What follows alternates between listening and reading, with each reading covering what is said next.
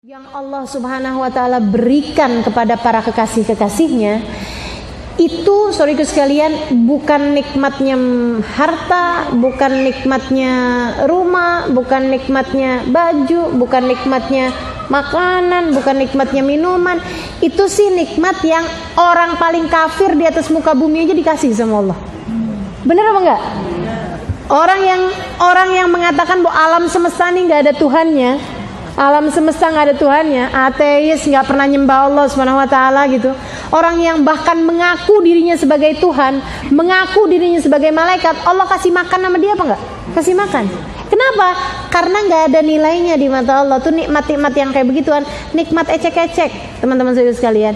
Nikmat-nikmat rendahan yang Allah Subhanahu wa Ta'ala kasih. Makanya nggak usah segitu bersyukurnya ketika dikasih makanan enak, ketika dikasih dunia yang banyak. Nggak usah segitu bersyukur-syukur amat. Saudara sekalian, itu adalah nikmat ecek-ecek yang Allah Subhanahu wa Ta'ala berikan kepada siapapun, bahkan kepada orang yang paling dimurka oleh Allah Subhanahu wa Ta'ala sekalipun.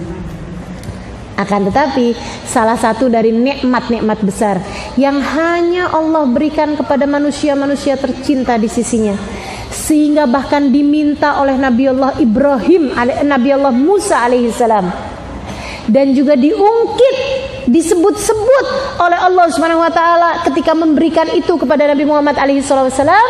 Kata Allah Subhanahu wa Ta'ala terhadap doanya Nabi Allah Musa alaihissalam, Rabbi syrah li sadri. Ya Allah, lapangkanlah hatiku, lapangkanlah dadaku, luaskanlah ruhku. Minta ruhnya diperluas, teman-teman sekalian.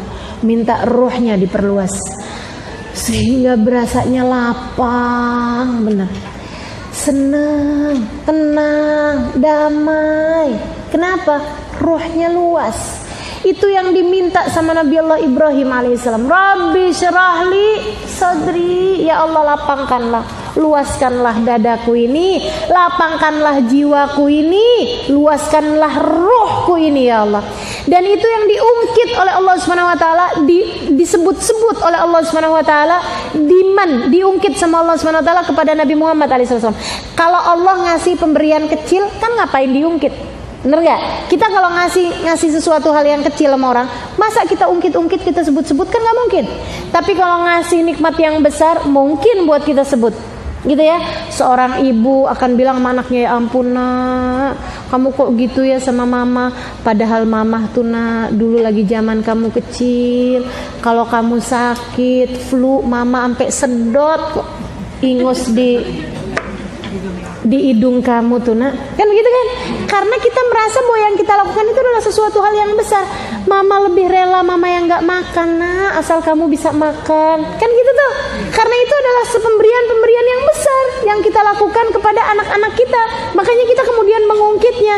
Teman-teman sekalian, kita gak akan mengungkit perkara-perkara yang kecil. Kemarin udah saya kasih jeruk 1 biji tuh,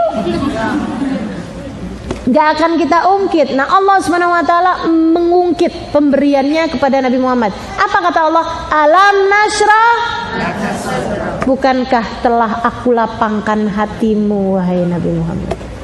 Maka dari sana kita tahu kelapangan hati, keluasan jiwa adalah salah satu dari nikmat besar yang tidak akan Allah berikan kecuali kepada hamba-hamba yang tercinta di sisinya. Kamu mau jadi hamba berkelas atau mau jadi hamba yang ecek-ecek, hamba yang rendah-rendahan, ya? Hamba yang rendah-rendahan seneng kalau dikasih makan, seneng kalau dikasihnya materi, harta dunia gitu, irhamukillah. Nah, itu kenikmatan-kenikmatan kecil. Akan tapi hamba-hamba Allah yang besar akan minta sesuatu yang besar-besar. Maka teman-teman sekalian, kalau misalnya nih ya, kita liatin duha, doanya, ya Allah rezeki dong ya Allah, ya Allah pengen punya mobil, ya Allah pengen punya rumah biar gak ngontrak, ya Allah. Teman-teman sekalian, mohon maaf, kamu masih jadi hamba-hamba yang meminta sesuatu hal yang rendah-rendah.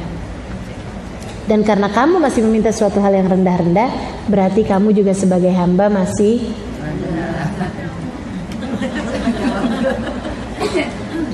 yang diminta urusannya rezeki mulu gitu ya. Ya Allah, ya Allah, itu nikmat-nikmat yang kecil-kecil banget teman-teman sekalian. Tapi hamba-hamba tercinta di sisi Allah, dia tahu apa yang mesti dia mintain. Dia akan meminta, salah satu dari yang dia perlu minta adalah kelapangan hati, kelapangan dada. Saudara sekalian, ini kekayaan batin yang luar biasa nih. Orang kalau hatinya lapang, jiwanya luas, gitu ya, Masya Allah, Masya Allah. Allah tuh kalau ngasih kelapangan hati, saudara sekalian, nih ya, gini deh, gini nih, gini. Ini nih, ini gelas, ini isinya apa? Air. Bak kamar mandi isinya apa? Air. Kolam renang isinya apa? Air. Lautan isinya apa? Air. Teman-teman sekalian, saya muliakan. Tapi yang ini nih, air yang ini, begitu kejatuhan kotorannya cecek, hukumnya apa? Najis. Bolehkah saya minum? Enggak. Udah menjijikkan, udah kotor, udah najis, dengan begitu kemasukan kotoran cecek. Lautan isinya air juga teman-teman sekalian. Tapi jangankan kotoran cecek, bangkainya babi satu kontainer tidak bisa merusak kesuciannya lautan. Kan gitu ya? Gitu ya? Kenapa gitu? Apa yang membedakan? Sama-sama air loh ini. Lautan isinya air, ini juga isinya air. Saudara sekalian, yang satu luas, yang satu sempit. Kayak gitu loh perumpamaannya. Hati kita tuh kayak gitu. Ada yang hatinya segede gelas, mau dikasih apa, mau punya rumah kayak gimana luas, mau apa, tetep aja sumpah, sedih, merana, menderita, sengsara. Oh ya Allah, ya Allah. Kesian teman-teman sekalian. Sementara ada orang-orang ujian berbagai macam datang dalam kehidupannya, tidak akan pernah bisa merubah kesucian hatinya. Mau difitnah orang, mau dikatain orang, mau sakit abis-abisan, mau dilemparin orang dengan batu. Nabi Muhammad tuh ini ya, tetap aja, ya Allah, selagi engkau tetap cinta padaku, aku tidak peduli. Nabi, kenapa bisa kayak begitu tuh Nabi Muhammad SAW? Hatinya lapang, teman-teman saudara sekalian, kayak lautan kayak gitu tuh, kayak lautan kayak begitu tuh. Saudara sekalian saya muliakan, ini kita bisa buat ngukur nih ya.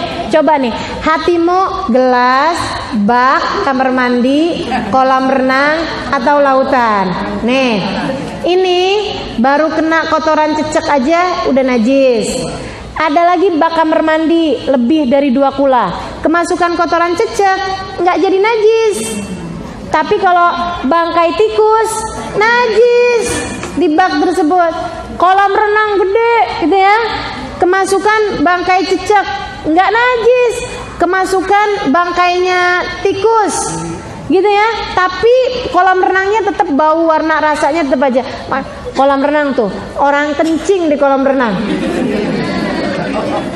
Oh, makanya ya Allah, ibu-ibu kalau inian jangan suka bawa anaknya ke kolam renang umum dah, gitu kan ya. Yang kencing di situ banyak. Habis itu anak kita masih kecilan, belajar renangnya masih suka kelelep-lelep, masih suka keminum-minum airnya. Ya oke, baik. Nah sekarang kolam renang nih, ada ini bangkainya tikus, tapi begitu diangkat airnya nggak berubah bau, warna rasanya nggak najis teman-teman sekalian.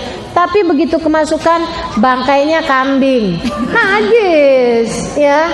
Kolam renang, sedikit sekalian lautan, bangkainya tikus nggak ngaruh, apalagi kotorannya cecek nggak ngaruh, bangkainya kambing nggak ngaruh, babi satu kontainer nggak ngaruh. Tuh, itu lautan. Saudara sekalian saya muliakan, ini buat kita ngukur nih. Ini kira-kira kalau disuruh ngukur hatinya gitu ya, terhadap segala sesuatu tuh kamu nerimanya kayak gimana? Gelas, bak, kolam renang, atau lautan?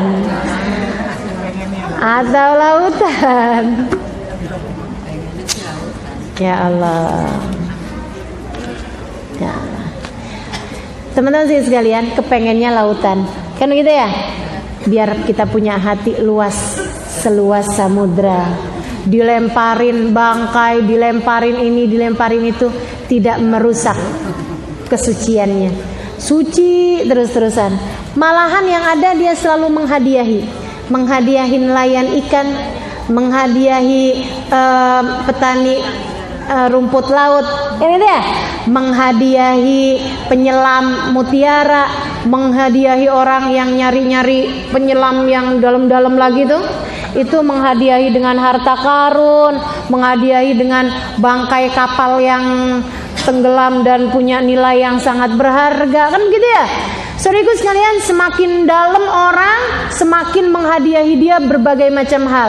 Seenggaknya orang yang nggak kenal sekalipun, yang nggak ikut masuk ke dalam lautan sekalipun, dari kejauhan-kejauhan aja ngelihatnya, ya ampun senengnya ngelihat lautan berasa damai gitu. Ada orang-orang yang kayak begitu, teman-teman sekalian. Kekasih-kekasih Allah Subhanahu wa taala. Kayak gitu tuh. Yang nggak kenal dari kejauhan lihatnya enak banget ya kayaknya dia ya. Tenang gitu hidupnya, kayak nggak ada masalah. Padahal apakah nggak ada masalah? Itu tadi yang lemparin bangkai, yang lemparin apa ada aja di lautan, gitu ya. Tapi dia sangat luas sehingga semuanya menjadi tidak ada artinya bagi orang tersebut. Gitu. Yang kenal semakin dalam dihadiahinya berbagai macam hal. Waduh, isinya suaminya dihadiahinya cinta, anak-anaknya dihadiahinya kasih sayang, kedua orang tuanya dihadiahinya bakti darinya. Kan gitu ya? Sahabat-sahabatnya dikasih hadiahnya doa indah yang selalu dia sampaikan, selalu dihadiahinya nasihat-nasihat yang baik, selalu dihadiahnya apapun yang dia bisa lakukan buat sesama teman-temannya, bahkan orang muslim dimanapun adanya, selalu kebagian dari rahmat yang ada dalam hatinya. Dia akan selalu mendoakan mereka semua dalam setiap solatnya, dalam setiap doa-doanya. Kasih Allah Subhanahu wa taala, teman-teman saudaraku sekalian, lautan-lautan yang ada di atas muka bumi ini. Dan Allah Subhanahu wa taala sampai mengatakan bahwa orang mukmin tuh kalau benar-benar mukmin, hatinya lebih luas daripada lautan. Bukan hanya amal lautan tandingannya, teman-teman sekalian, lebih luas daripada langit dan bumi. Apa kata Allah dalam hadis qudsi? Lan yasa'ani ardi wala samai walakin yasa'ani qalbu abdil mu'min. Aku tidak muat di tempat sempit bumi, kata Allah. Aku tidak muat di tempat sempit langit, kata Allah. Akan tetapi aku muat di tempat yang tidak terbatas luasnya, yaitu hati hambaku yang beriman. Ruhmu ketika diluaskan Allah Subhanahu wa taala menjadi lebih luas bahkan dibandingkan langit dan bumi. Maka teman-teman saudariku sekalian, harus kita cari nih hidup kita nih.